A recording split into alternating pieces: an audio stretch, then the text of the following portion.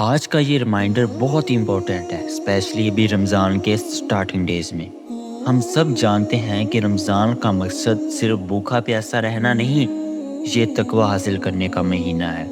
یہ نفس کو قابو میں لانے کا، گناہوں سے دور رہنے کا اور اللہ کی رضا حاصل کرنے کا وقت ہے۔ لیکن ہر سال یہ سوال آتے ہیں اور یہ سوال دل کو تکلیف دیتے ہیں۔ فاسٹنگ آورز میں میاں بیوی کے بیچ انٹیمیسی، ماسٹربیشن، ان چیزوں کے بارے میں پوچھتے ہوئے لوگوں کے دل کی حالت دکھتی ہے۔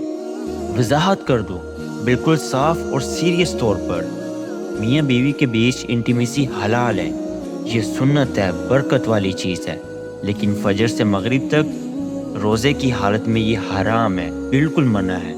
اگر جان بوجھ کر کسی نے یہ کیا تو روزہ ٹوٹا، قضا واجب ہے اور کفارہ بھی، 60 کنزیکٹیو دن کے روزے بنا کسی بریک کے۔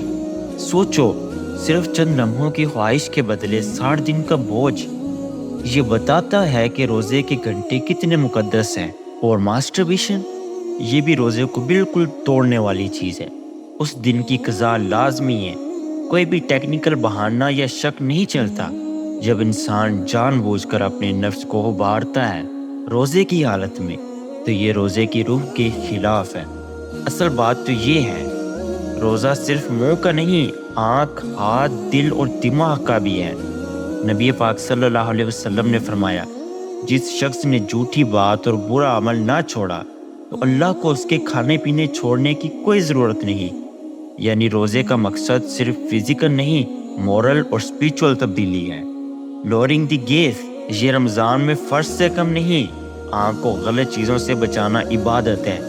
سکرین پہ جو بھی غلط چیز نظر آتی ہے اس سے دور رہنا عبادت ہے۔ جب آپ اکیلے ہوتے ہو، فون ہاتھ میں ہوتا ہے، ٹیمپٹیشن سامنے ہوتی ہے، تب اگر آپ اللہ کو یاد رکھتے ہو اور رک جاتے ہو، وہی اصلی تقویٰ ہے۔ تو صرف یہ نہ پوچھو کہ کیا یہ روزہ ٹوٹے گا، یہ پوچھو کیا یہ میرے رب کو راضی کرے گا۔ رمضان ٹریننگ ہے، آنکھوں، ہاتھوں اور دل کی۔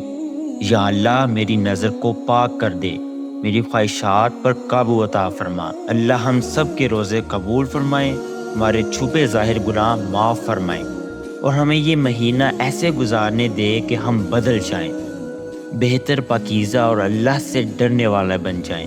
آمین یا رب العالمین۔ جزاک اللہ خیرہ۔